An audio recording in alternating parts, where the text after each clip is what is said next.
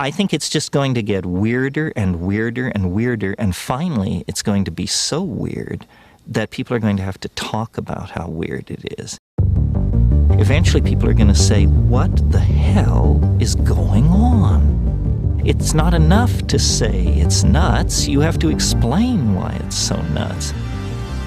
The invention of artificial life, the cloning of human beings, possible contact with extraterrestrials, the systems which are in place to keep the world sane are utterly inadequate to the forces that have been unleashed. Welcome back to Forbidden Knowledge News. I'm your host, Chris Matthew. Today my guest is Wayne McRoy. Be sure and check out my films out in the streaming universe. Doors of Perception is on Amazon Prime. Occult Louisiana is on Tubi, Roku, Apple, and more. We're working on film number 3. If you'd like to make a donation for our film fundraiser, we have links right in the description. Anything is greatly appreciated. This one's going to be a little different than the previous two, a sci-fi comedy mockumentary. We're having fun with this, featuring myself and many of your favorite researchers, authors, and content creators. Today, I want to welcome back to the show Wayne McRoy. He is an author and researcher who explores the hidden agendas linking modern technologies to their ancient alchemical roots in antiquity. Wayne, welcome back. How you doing? Good to see you, Chris. Doing well, my friend. It's been a while since we've spoken. Good to be back on. Yeah. Thanks again. Thank you so much for coming back on. Looking forward to getting into your new book, The Enoch, Polarity, and the End of Time. A deep exploration into the hidden occult world surrounding us, and as you call it, the embedded synchromistic metadata within this realm that's used to psychologically and spiritually steer humanity. There's a lot of interesting information to get to. You've presented this a few times, but you've gone deeper in your new book, so we're looking forward to getting into that deep level of exploration about the nature of reality. Before we do, let the audience know a little bit more about yourself and let them know how they can find out more. All right. If anybody's looking for me, they can find me at my website. That's www.alchemicaltechrevolution.com. I have been doing the circuit here lately quite a bit, the talk show circuit, promoting my new book and everything here. It's a lot of interesting stuff. There's a lot of interesting depth and detail in what's being presented here, because we are looking at these standard archetypes that these power players in this world use for control and manipulation of this reality, oftentimes at levels that most people aren't even comfortable talking about, because this has to do with reaching into the bounds of the spiritual realms and steering and manipulating things from there. And all of this has to do with our connection through the etheric portion of this reality. So that's primarily what I've been focusing on here lately, is looking into that. But if people aren't familiar with my work, check out my podcast over at www.alchemicaltechrevolution.com. All kinds of interesting topics all the time. I go really deep into the esoteric with a lot of the different things, places most people won't touch with a 10-foot pole. I talk about that. So, like, it's something that's outside the bounds of your normal quote-unquote conspiracy topics and stuff like that. I reach deep into the spiritual machinations behind things and really try to suss out all of that stuff. I really appreciate your work. You've done some fantastic research and deep dives. Before we get too deep into this current book, maybe we could get a basic synopsis. What brought you to this? Okay, well, it's an interesting story, really.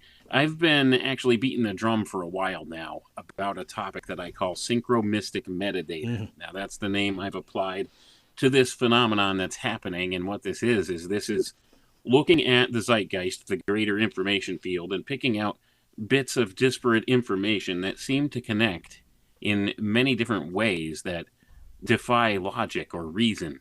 And this has been explored by other people out there too, this synchromistic tie into things, how it seems like this seemingly unrelated thing keeps cropping up in the greater information field over and over again. So I've spent the greater part of my adult life trying to reverse engineer this as best I can. So what I've done is I've applied names to the concept, and this concept I call synchromistic metadata. Now, these are the little disparate bits of information that you see out there in the greater information field around us, which everybody seems to agree that exists, but they just disagree on what to call it. I like to refer to it as the zeitgeist because there's certainly a spiritual component to it, and zeitgeist simply means spirit of the time. Now, other people in other different categories of study will refer to this as the Akashic record. If you look into occultism, they'll refer to it as the collective unconscious if you look at it from a psychological observation point. If you're looking at it through the scientific lens of observation, they call it epigenetics or some such thing as that as far as this information. So this information field exists, and there are those that would refer to it as the quantum information field. I hate the term quantum, but it's one that we're kind of saddled with all the time because it helps to describe this in better terminology. But certainly this information field exists, and there is information in that field that could be readily recognized by the unconscious human mind that oftentimes we miss on a conscious level. This is the nature of what I call the synchromystic metadata. Now, oftentimes this looks like random things that somehow seemingly align in certain aspects and point in a certain direction. So as a perfect example of this, my podcast partner on the show Synchromystic that I do with Richard Willett, Richard and I, we explored this avenue of thought going back the beginning of last year when all of a sudden this genetic engineering company came out called Colossal Biotech, and they announced that they re-engineered the dire wolf. Yes. Remember that story, yes. Chris? Well, if we pick apart the details in the zeitgeist at that time, we find that all of this was talking about Romulus and Remus and the founding of Rome, the new Roman Empire. And what are we seeing unfolding in the Western world right now? It's the unfolding of the new empire. There's even talks about the U.S. annexing Greenland right now, and we just invaded Venezuela and kidnapped their president in the dark of night.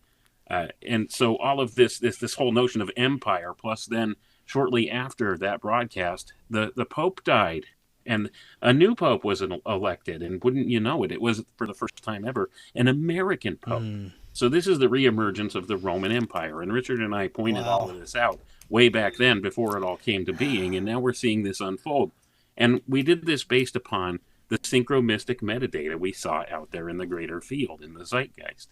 And now, coming back full circle again, Elon Musk is back in the news because back then he was also in the news at that time because he had revealed that he secretly had a child with a woman named Ashley St. Clair, and guess what that child's name was? They named the child Romulus. You can't make this stuff.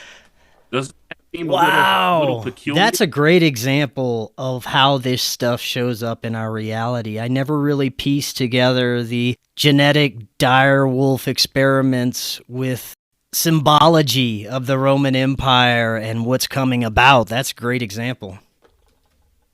Yeah, so that's the kind of thing that I've been exploring here, and all of this has to do with this Enoch polarity, as I've talked about. And now we're seeing more confirmation of that. Like I said, this whole thing Richard and I talked about early last year with Elon Musk's child being born, and it's named Romulus. Well, he's back in the news claiming that he's going to try to get custody from the mother now of this child named Romulus. So it's interesting how it comes full circle, and we're seeing the emergence, the greater emergence of empire on the world scene in real time here. And we talked about it back then and pointed out this is exactly what this is pre-echoing. So this is the kind of stuff that you could determine by looking at these synchromystic cues out there. So that's what we've done. And I wrote this book, The Enoch Polarity, and I was in the process of writing that throughout the course of the entire year. But there were certain pieces of the puzzle that weren't falling in place for me yet at the time. So I was still working on it. And I finally just finished it here right around the beginning of December, and I released the book in December at an appropriate time. And now we're seeing a lot of the things manifest, but the whole point here is this is actually what I was looking for. I was looking for information to try kind of reaffirm this whole notion of synchromystic metadata when I encountered what I now call the Enoch polarity. It's something that kind of fell into my lap. I wasn't looking for it, and I was trying to write a very different book than what this one turned out to be at the time. But sometimes these things align in a way where it takes precedent. And this took precedent because it's talking about something very important. So just to bring us up to speed with this, why is it called the Enoch polarity? Well, this has to do with, if you go back and you look at the Bible, the stories in the book of Genesis, most people have heard of the figure of Enoch, right? You've heard of Enoch, and we're familiar with the book of Enoch and some of the stories being told about Nephilim giants and the Watchers and all of these things, the fallen angelic host, and how they corrupted mankind. But what you don't understand and what you don't largely hear about is, did you know that in the Bible there are two Enochs? There's an Enoch that we're familiar with that comes from the godly line of Seth, and then the firstborn of Cain after his exile from the garden of, or from from Mount Eden, when after he murdered his brother Abel, his first child he named Enoch, and he built a city named Enoch in the land of Nod. So this is wherein the Enoch polarity comes in. There's two Enochs, and these are important archetypes to understand, especially when you explore the roots of where it is that Cain was exiled to. The land of Nod is not accepted to be an actual literal place by most historians and theologians who explore this avenue of thought. They've never found what is called the land of Nod in the Bible. So there's this connection to the underworld with the land of Nod, because this ties back to the Rosicrucian cosmoconception and stuff too. And this is what I spent the early part of the book really breaking down, is laying down this cosmogony so people could understand what I'm trying to lay down here. So the land of Nod is kind of this semi-mystical place. And when you actually look at the root of the word Nod and where this notion of the land of Nod comes from, you find that what this means etymologically is the land of the sleepers. So this infers kind of a dreamlike reality or existence. So what I was able to piece together is it appears that at the time of Cain's expulsion from Mount Eden, from the rest of his brethren, when he was sent out to wander the land, he was sent down to the plains of Shinar. And at that time, the world was still in a state of, how should we say, almost primordial chaos from the original creation event in the expulsion of Adam and Eve from the Garden of Eden. And I talk about all of this in the book because this relates to different flood myths and flood stories that we have as well. And there are actually 4 different flood events that we have that we could see recorded in the scriptures and elsewhere. The 4th one hasn't come yet. This one's a flood of fire. So this is an interesting concept I also lay down that applies with this archetype of the 2 Enochs.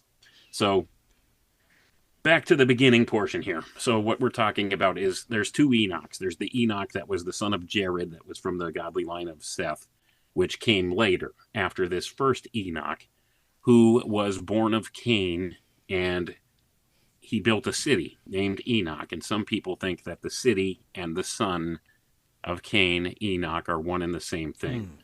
And you come to find out from delving deep into some esoteric sources, one of which, and this is where I actually really began to go down the trail, one of those esoteric sources that gave me a whole lot to go on to find the trail here for all of this was Tracy Twyman. Wow. She put out block shavings about alleged channeling communications she had through a specialized Ouija board that she made, her and her former husband at the time.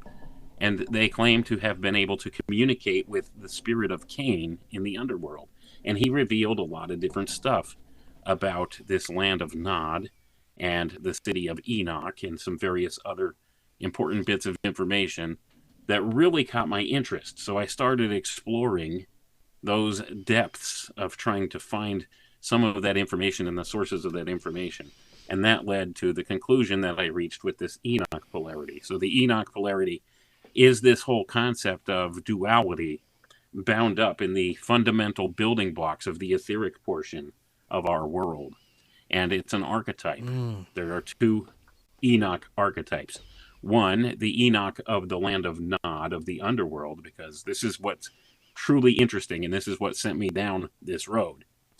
You find out from this channeled information, this alleged channeled information from Tracy Twyman, from Cain in the underworld, that the city of Enoch in the underworld is kind of like a central home base that is a city, and it's shaped like a black cube.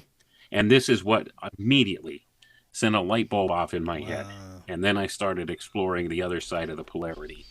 And if people aren't familiar with the other side of the polarity, this would be the Kabbalistic tradition that Enoch was transfigured into the angel Metatron, and that he travels the cosmos through the various spiritual worlds and through the various realities in a vehicle called Metatron's cube, which is a white cube, and it is symbolically associated with the New Jerusalem in the book of Revelation in the Bible. So you have this black cube in the underworld and the white cube from the heavens that's supposed to descend on the day of judgment. And this is where the whole Enoch polarity set in for me. So here's the thing. When you think of a black cube, you know what immediately came to my mind when I first found out, okay, this city of Enoch that exists in the land of Nod, which is in a centralized portion of the underworld, or the abyss, as it's commonly referred to by some in the occult. It's a black cube. Well, immediately in my mind, I thought back to about 15, maybe 20 years ago now that it's going on, with the introduction of a adiabatic quantum computer called D-Wave. You remember D-Wave? Well, it's shaped like a black cube. This is immediately what came to mind. So I began to connect the dots and find that perhaps this artificial intelligence development notion and the use of quantum computing as a portion of that has something to do with the spiritual reflection going on in the abyss, in the underworld, in the lower spiritual realms, if you want to call it that. And there's a connection between those two things. And certainly this seems to be front and center today in this technological age we're in. So all of this has to do, once again, with this breakdown into these polarized types of viewpoints. So it's all about this dualistic system. You always have two sides to every equation here. So you have the good side and the bad side. You have the analog version and the digital version. Now, this black cube in the underworld represents the digital version of everything, the digital version of reality, of nature. Analog is the natural version, and this is represented by the white cube, representing the New Jerusalem, or Metatron's cube, if you want to call it that, in the Kabbalistic tradition. So you have these two polarized figures here representing the polar opposites. And what's going to happen is, in this day of judgment that is said to be coming, these two cubes, and I'm speaking highly symbolically here because this is all something that will occur in the etheric portion of this reality. It's not going to look anything like what we can envision it on a symbolic level here in the real physical world that we are familiar with our five senses. It's going to happen in the etheric. But at some point, when this day of judgment, or this time when all of this begins to unfold and be unveiled, these two cubes, the black cube of the underworld, will ascend from the underworld, and the white cube from heaven will descend from heaven, and they'll meet in the middle here, and they'll open up.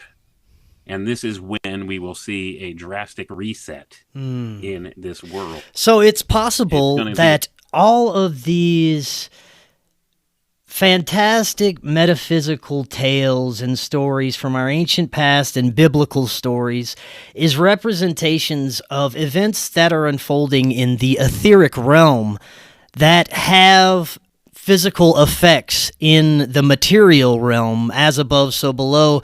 As the things unfold in the material, it has a reflection in the etheric realms, vice versa.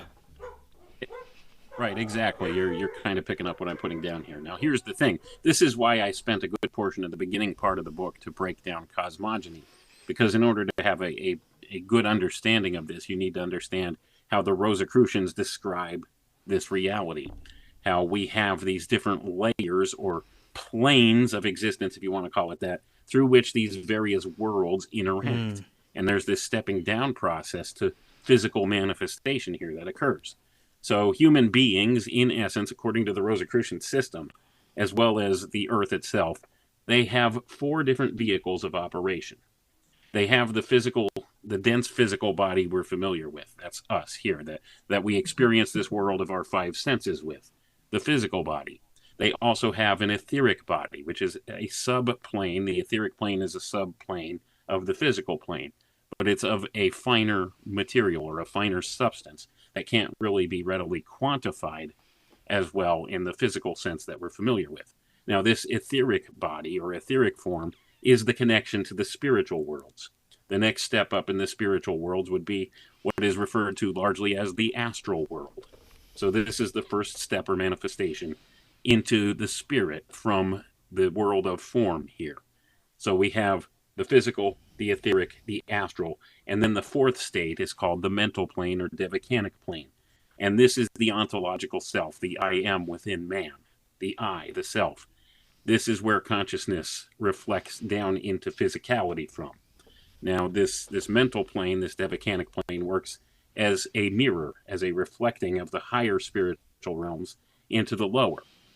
And I take a great deal of time to really break this down and even put some charts and stuff in the book to help express what this is to people so they could better understand. So it all has to do with manifestation in the physical. So what had occurred to me doing a lot of this research is all of these things that have been talked about in terms of end times prophecy and in the book of Revelation and all of this. What you need to understand is when we get these descriptions being given in the book of Revelation, that is John the Revelator, what he's actually observing in the spiritual realms. So this is not stuff that's going on in the physical world that he's describing. And this is where people oftentimes misinterpret things, because you get a lot of Christians that are literalists. They're biblical literalists. And they think that all of this stuff is going to literally express how it's been described. But what they don't understand is John the Revelator is seeing what's happening in the spiritual world and is trying to describe that to people. And how it will unfold in the physical world here may look entirely different than what's unfolding in the spiritual. Yes. That's what I'm expressing here as well. Because by and large, what this is when we're describing some of these end time scenarios, this is all going to unfold in the etheric portion of this physical reality with its connection to the spiritual. So things from the spiritual will come through the etheric, and it will effectuate changes in the physical world here. But first, things are going to happen in the etheric. And here's wherein the huge piece of the puzzle fell in place for me. What I realized from going through the works of Rudolf Steiner and others is that there's often a time delay from when things happen in the etheric and when their full expression occurs in the physical paradigm here. So with this time, those who can actually see these things in the spiritual, they could describe what's happening in the spiritual, but it may look totally different than what anybody would expect when it actually happens at that time in the physical. This makes me think about the cases of people who claim to have been involved with black projects or the secret space program, and they are transported to different realms, supposedly. They interact with different beings, and I'm wondering if somehow these people that claim to be victims of this program and believe that they're going off-planet to fight aliens are somehow being shifted into these etheric realms, and that's what they're experiencing. Well, that's very possible, and I haven't ruled that out as a possibility. Of course, making claims like that, this is something that you can neither prove nor disprove, really. So it makes it very hard for us in our modern ways of thinking to really wrap your head around. But the metaphysical side of it is what's important here, because the metaphysical side of things has not been lost on these controllers of this world right now. In fact, there's a lot of them that understand metaphysical principles much better than the average person, and they're able to actually leverage these to their advantage in certain ways. And we've seen a lot of that going on. So essentially, when we understand that maybe that is what's going on with these people, I don't know. I don't have the answers as far as that stuff goes, but the etheric side of things is wherein the first steps into physical manifestation occur. So it's a stepping down process from the spiritual worlds into the physical world, and the etheric layer is the important conduit or gateway there. And the body of man, the etheric body of man, is the stargate between worlds. And I know we may have touched on some of this stuff before in the past. I often wonder, like you said, how aware some of these technocrats and globalists are of the spiritual side of things. I think for the most part, most of them have very little awareness. They believe that they are doing something beneficial for the world. They've been brainwashed into multi-generational psychopathy, but there must be at some level an awareness of what's happening in order to manipulate it to such a degree that it has been. Well, yeah, I would agree. I think there are some people in this world that have a better grasp of all of that. But overall, the overarching thing that's really come to my attention is there's a beyond human intelligence that guides and steers and directs a lot of this. And that's the important portion of this, because they have an ulterior motive. Their motivation is not the same as what these people, these dark occultists who run things in this world, that's what I like to call them. There's this division of power. You have at the topmost levels these dark occultists who run things, and just beneath them are their minions, the technocrats, who by and large, they don't have any clue about any of this metaphysical stuff. They just think they're doing something good. They're lining their own pockets, and they're hedging their own bets, and they're bought into the hyper-materialist paradigm, wherein all things could be explained away as some physical cause and effect sequence, even things like consciousness, and this is what they bank on. They explain consciousness away as nothing more than the electrical, chemical activity of the brain and brainstem, and that's a misnomer. Consciousness exists outside of form, and this is wherein you have to understand, like the Rosicrucian cosmogony and things like that, to get a firmer grasp of what's going on. Now, these dark occultists who run things are well aware of a lot of this, and they leverage these principles, and they would like very much that the public at large be totally ignorant of all of this, or think of it as silly and nonsensical. So that's what they do. But beyond these dark occultists who run things, from the other side, from the spiritual side, there are these powers, intelligences, entities, however you want to view these, that are effectuating changes in this world through these metaphysical principles. And a lot of this reflects in what I call this synchromystic metadata that goes on. Because think about it. How in the world would a human being coordinate all of these things, like this company engineers the dire wolf, right? And the Romulus and Remus story. And then all of a sudden, at the same time, Elon Musk names his newest child, his 14th child, by the way, important number there. He names him Romulus in the heart of this. And they name those dire wolves Romulus and Remus as well. And you have all of this stuff, and it just occurs at the same time, and it's all disconnected, right? I mean, at a physical nuts and bolts level, you look at it, it's all disconnected. It's a coincidence. Most people would chalk it up to a coincidence. Well, how do these coincidences play out in such a manner that there's these synchromystic connections? I would argue there's a higher than human intelligence or a beyond human intelligence that could manipulate things from the other side to put all these pieces in place. And that's why we have things like synchronicities or synchromystic experiences. Do you think that synchromystic metadata is possibly showing up in high-impact events, like, for example, the Charlie Kirk assassination and the Snake Eyes movie? All the time. And I think we've discussed this stuff on air before. Yeah, a little bit. This kind of stuff happens all the time, and it's not a coincidence. It goes beyond coincidence when this occurs over and over and over again, especially with these high-impact news stories that always seem to occur. There's always this little bit of information tied in there. And those numbers that show up, those Masonic numbers that show up in news reports, those most likely aren't knowingly put in there, but they're showing up through the field. Is that accurate? Exactly. And how is it that they keep showing up? Is there a human being? Is there a group of human beings sitting in a boardroom? Yeah. Let's put a number. Some people think that. Some people do think that, but that goes beyond logic to think in that way. It's unreasonable to think that there's some big committee, and don't get me wrong, there's the Committee of 300 and all of this stuff that does have an actual physical nuts and bolts side to it that does occur. But by and large, these people who run things, these ones that have a lot of influence in this world, are influenced by these spiritual entities on the other side as well. Mm-hmm. And that's where they sometimes seemingly coordinate their efforts, even though they're not really working purposefully towards the same thing. It's on the other side that this has been engineered, the spiritual side. And this is something that most people aren't comfortable to talk about. And that's where I'm trying to like really break through and make some headway, because most people that get caught up in this conspiracy culture, if you want to call it that, they're all about, well, it's the Freemasons, it's this, it's that, it's the Jews. You know how they all talk. They all try to blame one specific people group, and it's not a human being pulling the strings. Behind the scenes, there's other things going on. And there are some human beings that may be in the know with stuff that are being used or putting forward the agendas, but they're only a piece of the puzzle. On the other side is where the coordination goes on the spiritual side.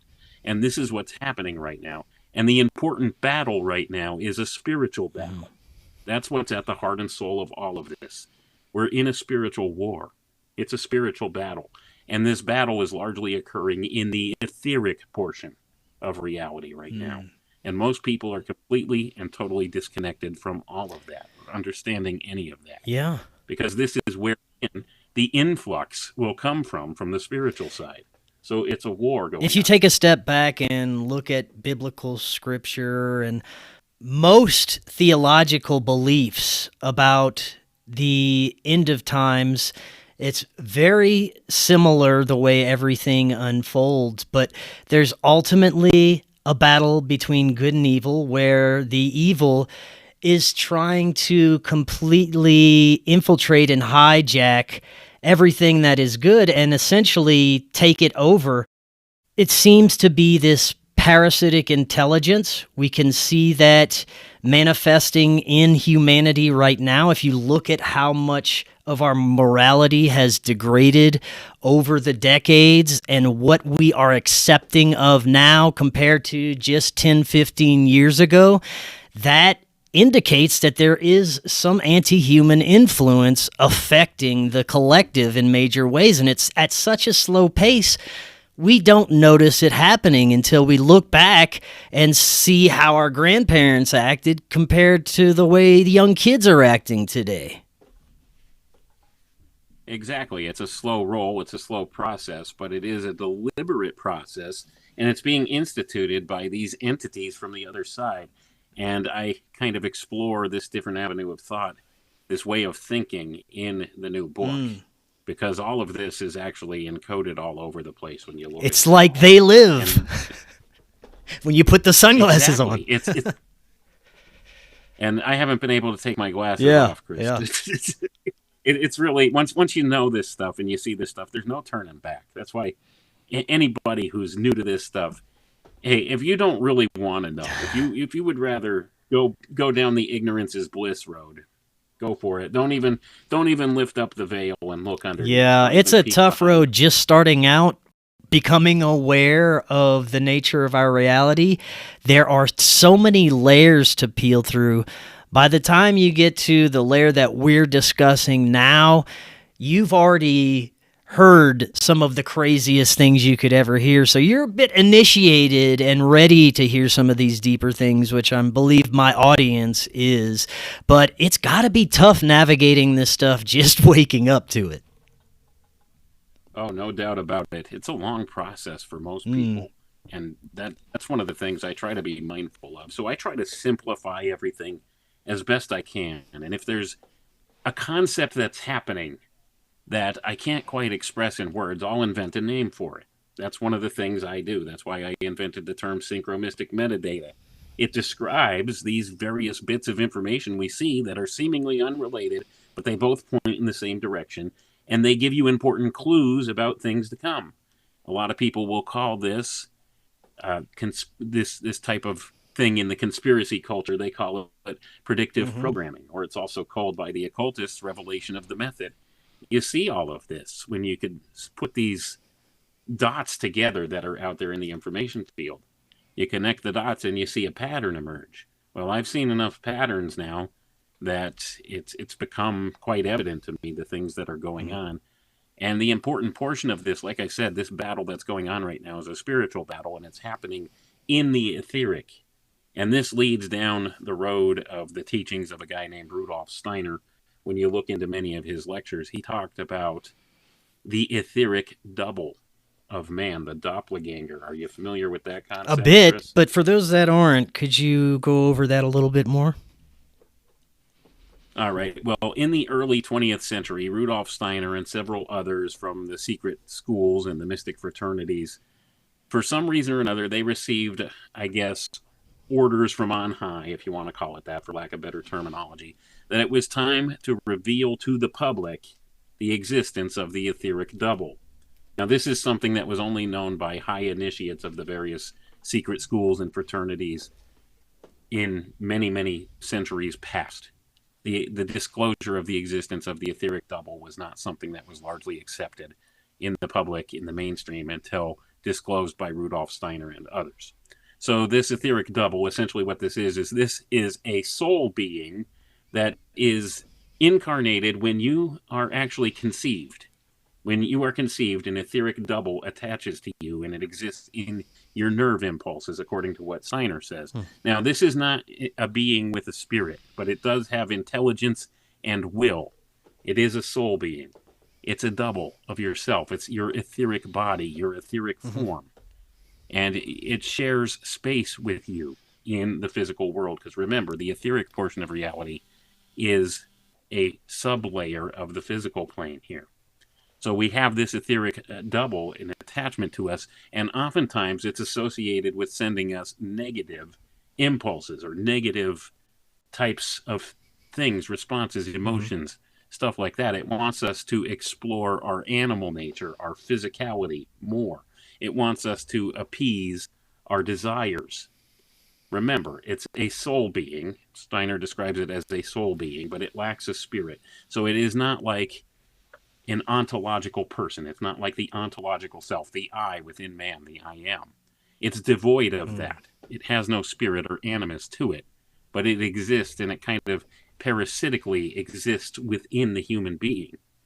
Now, what I've discovered is that this etheric double is the key to everything going on right now, because these dark powers on the other side, what they want to do is they want to hide within that etheric double, these spirits.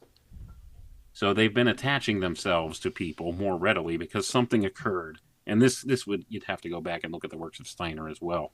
He talked about a war in heaven that happened, a battle between Michael, the archangel, and the dragon that began to occur in the early portion of the 1840s. And this war in heaven ended in 1881. And this is wherein, at that time, something happened, and some of these darker forces were let loose into the etheric portion of this reality. And he equates those events that happened, that ended, this battle in the heavens that ended in 1881, to the onset in the physical world of World War I. This is what clued me into the time delay aspect of this, between the actions in the etheric and in the physical. So when you look at that, you realize something was loosed on the earth at this time into the etheric portion here. And we have a greater influx of these negative entities from the abyss, from the lower spiritual planes, these dark powers that are trying to attach themselves to the human beings here because they're trying to avoid the day of judgment, essentially, is what's happening. So they want to hide within the human being and ride out the double cataclysm, which the alchemists claim is coming, and they want to emerge on the other side, disguised as the human being. And essentially what this equates to is the building of what Steiner calls the eighth sphere, or the Hermeticists refer to it as the world of shells. So this is a physical world devoid of spirit, wherein these dark powers can reside in an immortal physical body and live forever and be godlike and just seek out the desires of the flesh. And that's what's the attempt is being made here. This is what I've discovered through my research and through a lot of intuition and things like that as well. So it seems that this is kind of what's going on.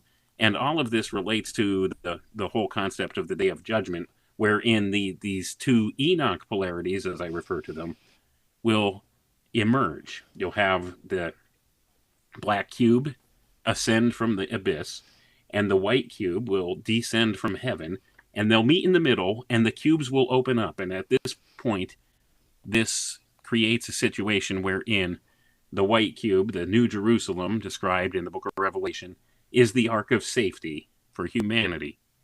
And the black cube is wherein some of the darker forces, the fallen angelic beings, were imprisoned within in the underworld. So they're being loosed, and it says in the Bible they're going to be unleashed. The angel Apollyon, well, he's not really an angel. He doesn't classify as an angel, but he's something entirely different. Apollyon, the destroyer, will release these spiritual entities from the abyss at that time. So when this occurs, what their plan is they want to hijack that ark of safety. They want to hide in the human being and ride it out to safety in much the same way that the Noah's Ark story takes place. It's an ark of safety. Yeah. And all of this is what's encoded there. And this is even encoded on the Great Cross at Henday, Chris. This is, I spent a portion of the book breaking that down too. You have this Enoch polarity there. And it tells you in no uncertain terms that this seems to be the plan. And I found a lot of corroboration for this idea from a lot of other sources too. So it's all about connecting the dots to this. And I know that's a lot, and it's a bridge too far for some people to consider. But remember, I'm talking about how this will play out in the etheric. This is what it'll look like, the spirit side, not from the physical world side. Well, so what will this look like on the physical world side? That's open for interpretation. Right. Well, as we were saying earlier, there is a slow breakdown of our morality, and seems that they're slowly attempting to chip away at our spiritual connection to God or Source so that it's easier to achieve what you were just saying and infiltrate that spirit completely. Right, and on a nuts and bolts physical world level, this looks like the development of a digital sublayer of this reality. You see, the analog sublayer of this reality is the real etheric level of this world. They're building a cheap knockoff of that. They call it metaverse. They walked away from the metaverse terminology, but these Web3 technologies, this is exactly what they're building. They're trying to build a digital sublayer of this reality to actually work as the gateway instead of that analog version, which is the etheric portion of this reality. So they're building an artificial etheric layer in order to further attach these spiritual ideals to the physical body and build this world of shells, this eighth sphere, as Rudolf Steiner called it. And essentially what it is it's essentially a physical hell devoid of spirit, devoid of humanity. And it's all about the advent and the rise of the post-human era. And it's all transhumanism at the end of the day. That's what this whole philosophy is all about. And as much as I would like that to not be the case, it's always what I find every avenue I go down with it. It's these two same things. You have the occult side and you have the end game, which is the transhumanist singularity, which is the first fruits into this post-human state, this eighth sphere reality. And that's what the Antichrist is, the first fruits of the transhumanism movement. Many that study the occult and the high-level individuals and groups involved with shaping society, Aleister Crowley comes up often.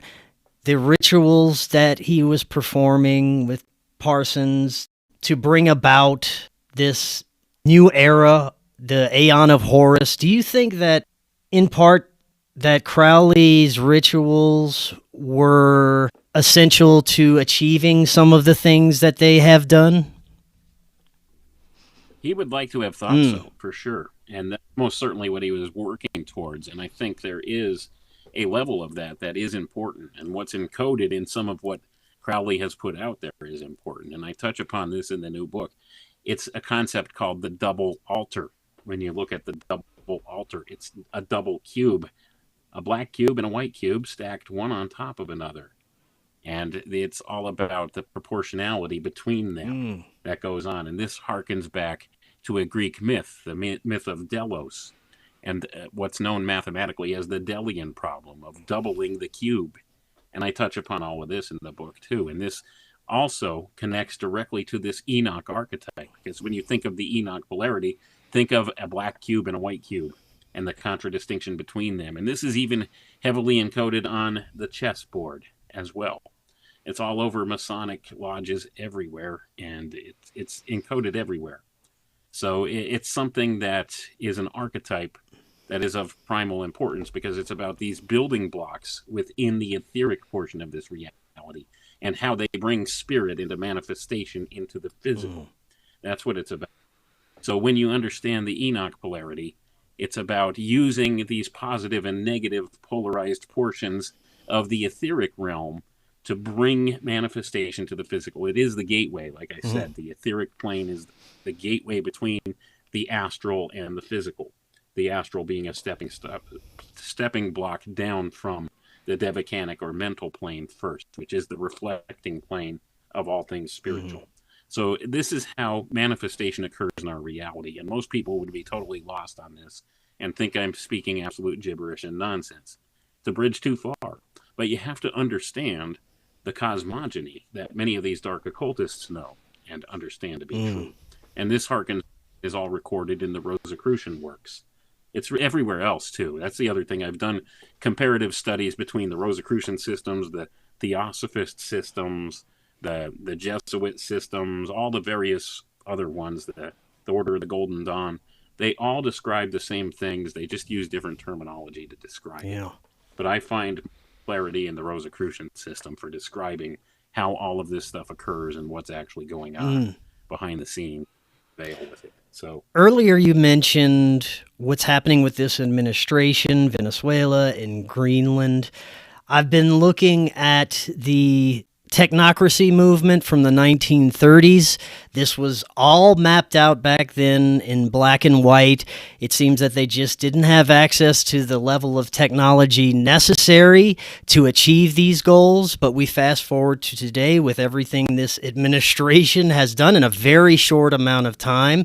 Now Trump's talking about invading Greenland, which was a huge part of that technocratic movement and the part of the overall plan to unify these nations into a one world government controlled by science and technology. And where are we at right now?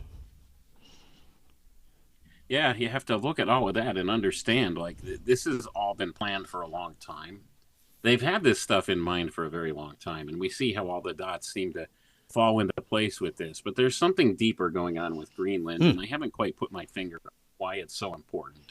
Now, they claim it's because they want to stave off the encroachment of Russia and China in the northern regions there. There's something deeper going on with that, and it's actually all encoded right in the name itself, Greenland. Well, if you're familiar with the phonetic Kabbalah, it's also called the Green language by the Freemasons. So there's something deeper going on. There's some spiritual significance to Greenland that they're looking at. There's some important portion within the etheric going on with Greenland. And this may have to do with energy patterns or some such thing. I don't know. I don't claim to have all the answers. But remember, back to the notion of ley lines and things like this, there are important energetic centers in various places in this world, and perhaps Greenland is one of those that's important right now in the time frame, the cycle of time that we're going through, because they are expecting some type of a large cataclysm. And this is all, like I said, this was all encoded on the cross at Henday, and this is all something that they've been talking about within the highest, most echelons of government and all of these other occult fraternities and stuff like that too for the longest time. They're expecting something. That's why they're building these underground bases and everything else. They know something will happen. And it may be something as physically apparent as a pole shift or something like that. I think that's the most probable thing we're looking at, because we do have a geomagnetic excursion happening right now. Yeah. It's been going on for a length of time. So all of this is all symptoms of the greater things going on in the spiritual realms, especially the etheric portion of this reality. We're seeing things to manifest now that already manifest there a while back. Right. So because of the time delay, it's happening now in the physical. You mentioned the Cross of Henday. For those that may not be familiar, could you talk a little bit more about that and how it connects to what we're discussing? Well, this is a monument that is located in a small town in Spain, and the alchemist, the modern-day alchemist known only as Fulcanelli, actually devoted an entire chapter that he added to the end of his book, The Mystery of the Cathedrals, at the end. It's encoded with alchemical symbols, and it represents the notion that there is a coming double cataclysm, and this is what has been talked about by the alchemists. This double cataclysm refers to some physical event, a world-shaking or changing event that may happen at some point in the near future that will cause a massive shift in our reality. And why is it referred to as a double cataclysm? It's because it's not just physical changes that will take place. There's something else going to manifest spiritually. And this all has to do, once again, with the Rosicrucian cosmogony, because it all has to do with the cycles of time and where we're at on the timeline of the Rosicrucian evolutionary scheme. So mankind is about to get a major upgrade in the very short coming future. What that looks like physically, I can't say for sure, but it's going to be wherein we will regain some of our lost spiritual senses that we have had in the past. So essentially, it's going to open up our experiences to more and more types of spiritual sensations, spiritual things. We're going to start seeing some very strange things happen that have never occurred before to us in the world we're used to. So all of this is what's encoded on that monument, and I actually went through the pains of breaking down a lot of it in the book. And this has been done. Go look at the works of Vincent Bridges and Jay Widener if you want to know more about this. A fantastic job analyzing all of it. So they give you a good groundwork to work on. You mentioned after a cataclysm, humanity would start to become aware more of the spiritual nature of reality. And that makes complete sense because we're surrounded by this electromagnetic soup. We're distracted by all the technology, everything that we have been immersed in for decades. If all of that was to suddenly disappear and we're forced to be immersed in nature again, we would ultimately regain that connection after being severed from the toxic field of technology, basically. Yeah, that's one way of looking at it, but certainly, yes, we could see that that's the case. And I think there's actually going to be a slow, gradual process of the regaining of these spiritual senses. Now, according to the Rosicrucian system, man actually has 7 senses, but we only experience 5 of them currently because the other ones are still latent, but they'll be unlocked in this coming new cycle, which they call the Jupiter revolution. Interesting. So this is where we're at in the timeline. So it would take a whole show to break down the Rosicrucian cosmogony. Well, not to divert us too much, but I think it connects to the level of technology that we're dealing with right now.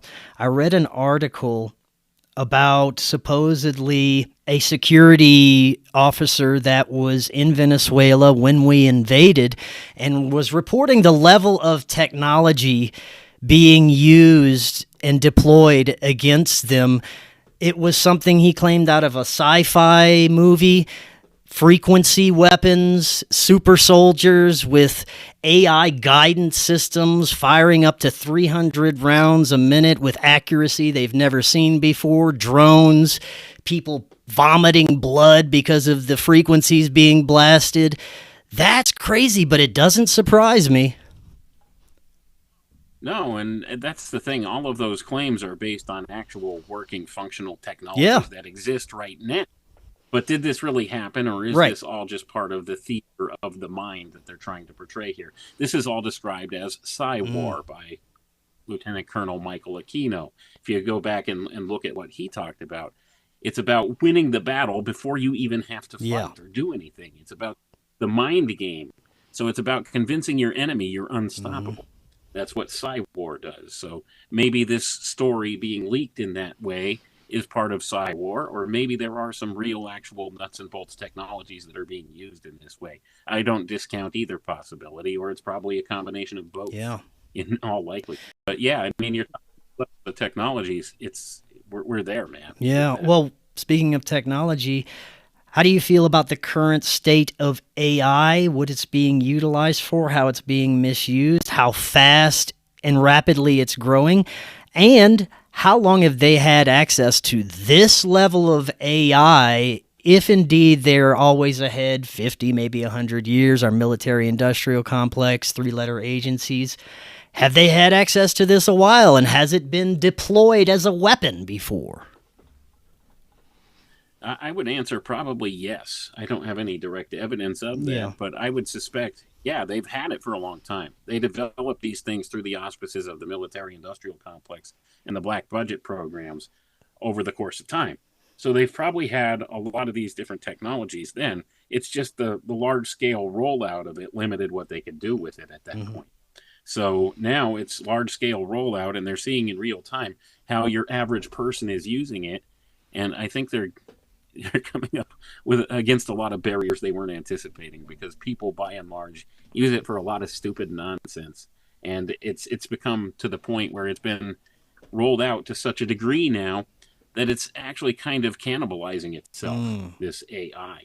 And I'm talking about in terms of what they call in the industry hallucinations. And what it does is it's just a positive reinforcement loop. It tells the user what it thinks the user wants to hear, whether it's true or not. Yeah. And it just, bad information in, bad information out. And that's where we're at. We're at the point right now where you look on social media, you don't even know what's true anymore.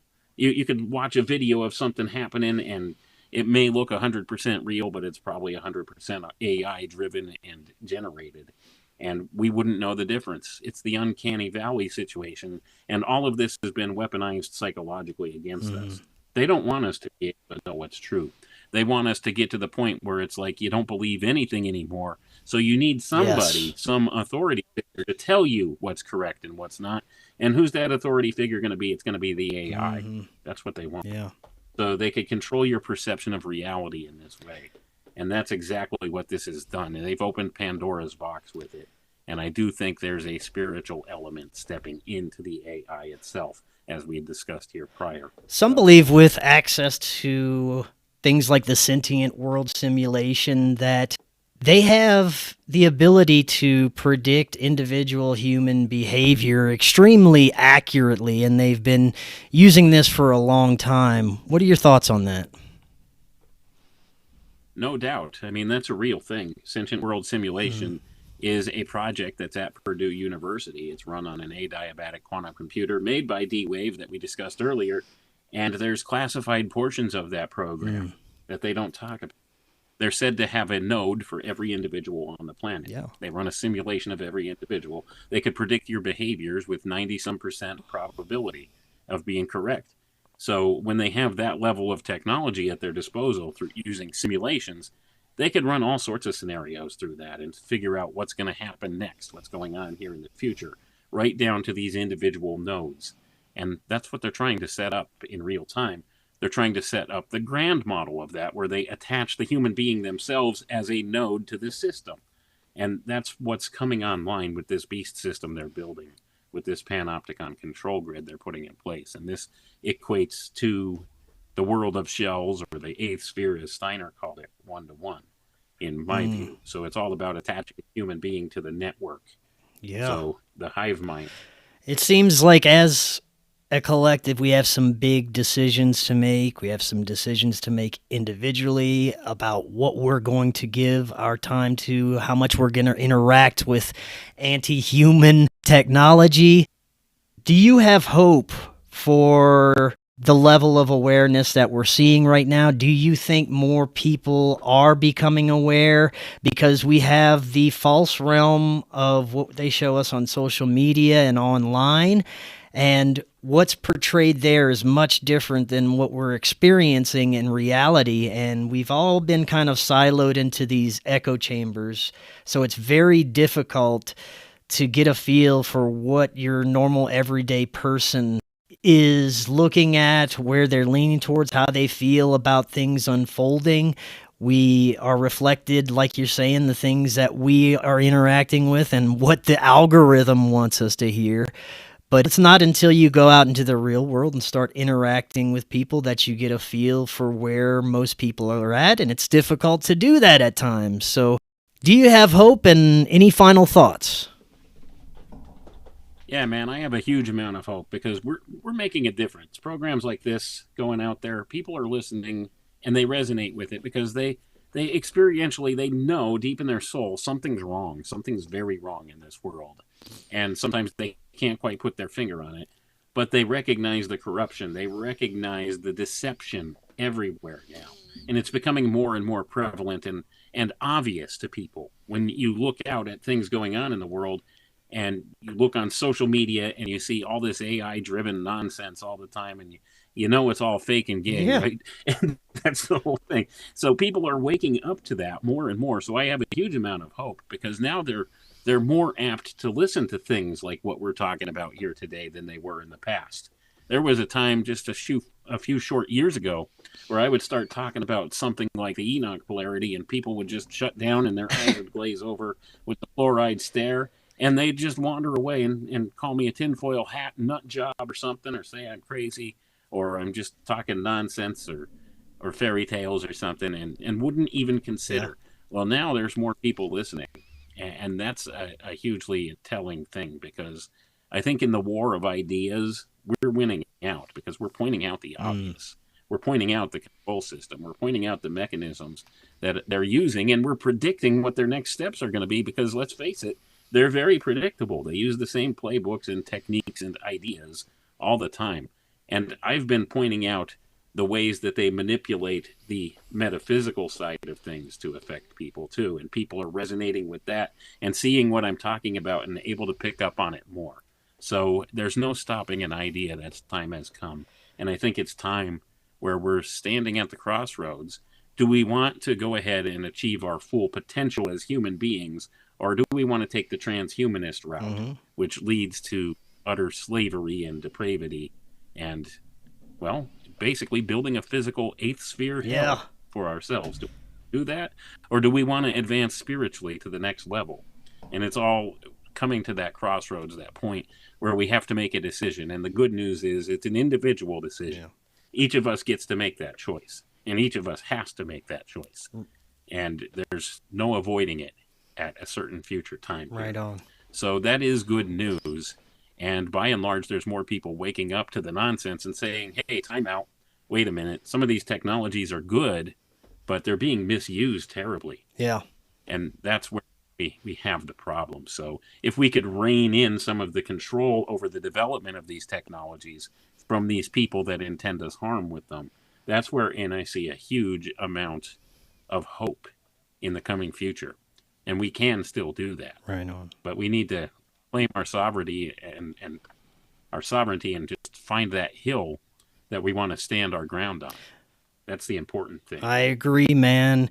Keep up the amazing work. This is great information. Before I let you go, remind the audience how they can get more of you. All right, Chris, thanks again. I always appreciate it. People could find me at www.alchemicaltechrevolution.com. Everything I do is centralized on the website, and I will be undergoing some maintenance on the website here very soon to try to make things easier for subscribers. And I'm hoping to actually make things better by doing that. But in the meantime, it might be a little work. So be patient with me. Awesome, man. Looking forward to that. Looking forward to next discussion. And until next time, everyone, have an excellent evening. We will talk again tomorrow. We'll see y'all then. If you're looking to start your therapeutic microdosing journey, but don't know where to start, especially when looking for the highest quality ingredients, including nootropics, and what you'd expect from a true microdose capsule, check out our friends at Brainsupreme. They offer the absolute highest quality ingredients so you can start your microdosing journey knowing that you're getting top-notch ingredients. To find out more, visit their website using that link right in the description, and you can get 15% off your entire order. Hello friends, I am so excited to tell you about Independent Media Token. Independent Media Token is a brand new way to show your support for independent media without having to donate a dime. Independent Media Token is a cryptocurrency on the Solana blockchain designed to generate funds to promote and foster the growth of independent content creators, allowing them to engage in their art without having to worry about being demonetized. Through a network of media partners, of which you yourself can become a part of, Independent Media Token's goal is to ensure the powers that be can never cut off all of our areas of funding and censor the only free voices left in the world. Join the movement today. You can pick up Independent Media Token using Phantom Wallet or the Solana wallet of your choice, where you can easily swap your Solana for IMT. Grab some IMT today and remember to always know your team. To learn more, visit independentmediatoken.com or use the link right in the description. Are you and your family prepared for an emergency? Maybe the fake alien invasion? Now is the time to prepare yourself and your family for any event. Check out Prep Starts Now. Their mission is to provide high-quality preparedness products that empower individuals and families to be ready for any situation. They're committed to delivering reliable, trusted gear to ensure your safety, security, and peace of mind in times of need. Their product selection is carefully curated to provide you with the essential gear you need to stay prepared. From emergency kits to tactical tools, every item is chosen for its reliability and practicality. Prep Starts Now understands the importance of family, and their goal is to equip you with everything you need to build a solid plan for your family's preparedness. In today's ever-changing world, being prepared is more important than ever, and Prep Starts Now is here to help you and your family stay ready with quality products and practical guidance. Use the link in the description and get 15% off your order.